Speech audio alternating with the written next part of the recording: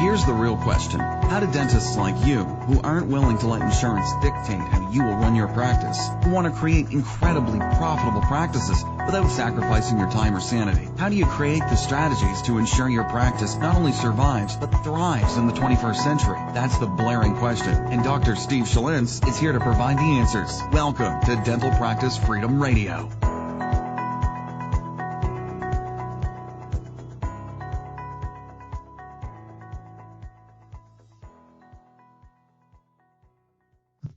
What is up, everybody? This is Dr. Steve Schlintz, and I want to welcome you back to another episode of Dental Practice Freedom Radio.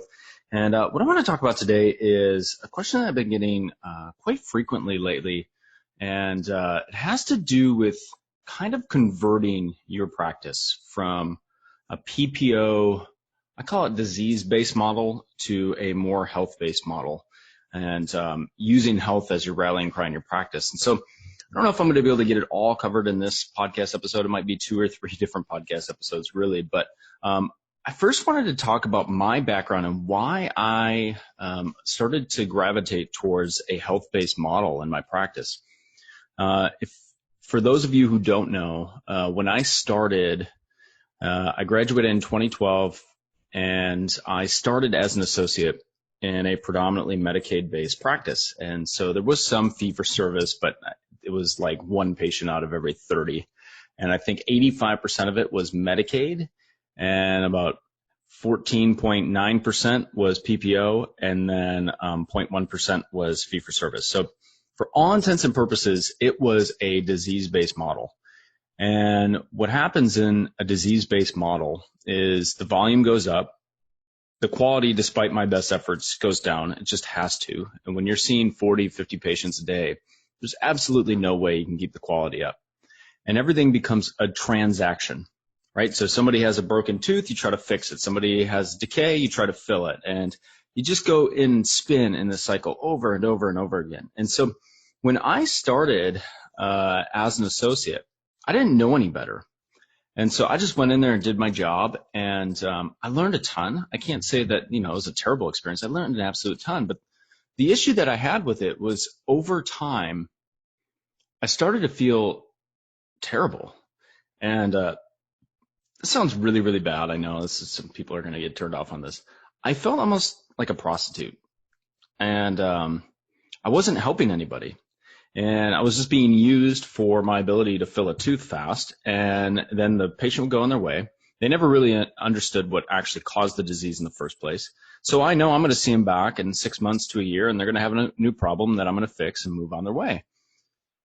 And I swear, after 1 year of doing that, I was so emotionally and physically fatigued that I thought I was going to quit. And I made a decision at that point. I was like, I'm either going to quit, or I'm going to pay off my student debt and then quit, which was probably the option that, if I didn't choose what I chose, that would have been the option. And then the third option was, I'm going to start a practice and do the complete opposite. And that's going to be my model. I don't know what that looks like. I don't know how to do that. The only thing I know is to go fast and treat disease. I don't know what it looks like to actually aspire to getting your patients healthier, but I'm going to try that. And that led me on my journey. So, and here's the reality. If you're in that situation, you might have a practice, you might be an associate right now, you might be looking for a way out.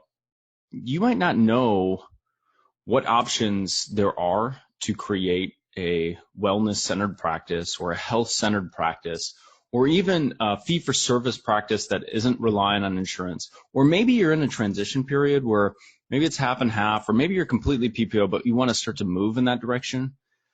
That's what I want to start to talk about on some of the next episodes, is just how to do that. And so I'm going to make a mental note that I'm going to actually talk about that in the podcast. How to move from this disease to health, and what are the steps that need to happen.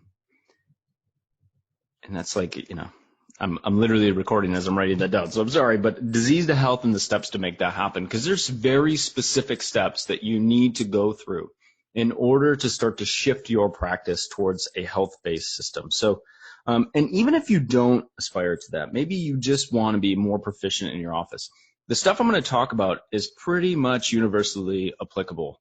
You can do this in your practice at whatever stage you're at without having your practice go broke in the process. So that's the number one fear that most dentists have. If you really get down to it, is most dentists, by and large, that I've met, they don't want to be running a disease-style practice. They just feel from an economic standpoint and a fear-based standpoint that if they start to move in a direction of a more fee-for-service oriented practice, they'll go broke in the process. And the reality is that can happen. That absolutely can happen if you don't do it right. And so because most dentists are so fearful about moving into a different mode of practice, and make no mistake, when you move from disease care to healthcare, true healthcare, wellness-based care, it is a totally different model. You have to market differently. You have to approach your patients differently. The nature of the relationship changes. You have to be mentally and from a practice standpoint ready to do that in order for you to be successful. And so what I just want to do is give you a primer of where I've been and the emotional toll that took. I can't describe enough how emotionally devastating that was for me to be that fatigued in my work environment. And I didn't even own it. I was an associate, right? I've always had that kind of chip that if I was working for someone, I want to act as if I'm the owner, right? I want to put my best foot forward. I want to be able to do everything I possibly can to help that business be successful. And what I was finding was just this pure emotional and physical toll. And I think a lot of dentists are struggling with this. And I think it's something that because we've been trained to do a certain thing, we don't want to admit that what it is we're doing is not working because, heaven forbid we have to actually admit that. And, if I said, hey, I went to school for 20 years of my life to learn how to be a dentist, basically, and at least in college and then dental school. And then we know that we take so much continuing education. We spend so much time investing ourselves into this profession we call dentistry that to admit that something's not working right is very, very difficult. And so if you think of that and you think you're looking at your practice right now and you're saying, I'm not happy with where I'm at, I will tell you that there are ways out, but you have to be very smart about it. And I will tell you from personal experience, moving from a disease-centered model to a health-centered model is not for everyone. But if you're looking for more fulfillment in what it is you do, that is the ultimate path, in my opinion. I know for me personally, I talk to dentists all the time that still love the dentistry part of it. They still love getting in there, making works of art with their hands, being able to form these connections with their patients. And that's an amazing, amazing thing. I think medicine has lost that, right? Dentistry still has it, but we're going down a very slippery slope, which if we don't correct this over time, there will get to be a point of no return. And so you listening to this, if you know, like, I really want to form genuine relationships with my patients, I'm going to give you some tips over the next couple podcast episodes that will help you by identifying some of the core pieces you need to put in place as you start to move towards a health-based practice. So if you get something out of that, great, because I'll just put movement to a health-based practice, episode 1 of whatever. And then if you don't want to do that, just skip all those episodes. And then when I go back to talking about random stuff, which is the majority of this podcast, you will be able to go back and no harm, no foul. So, but if you are interested in that, please, please, please let me know. You can go to actually my Facebook page, which is Dental Practice Freedom Radio, and leave a comment if you're excited about going on this journey with me over the next couple episodes about moving from disease to health. And as always, as a thank you for listening and reviewing, and which are things I really, really do appreciate, you can go to dentalpracticefreedomradio.com. It will take you to a page where you can get a free case acceptance master pack. All you have to do is provide an email, and I'll send you 5 videos on how to increase case acceptance in your practice.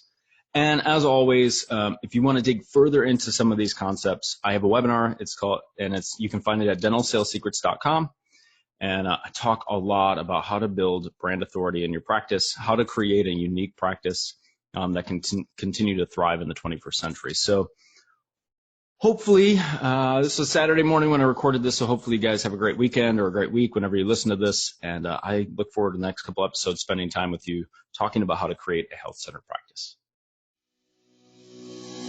Thank you so much for listening to this episode on Dental Practice Freedom Radio with Dr. Steve Schlintz. We'll see you on the next episode.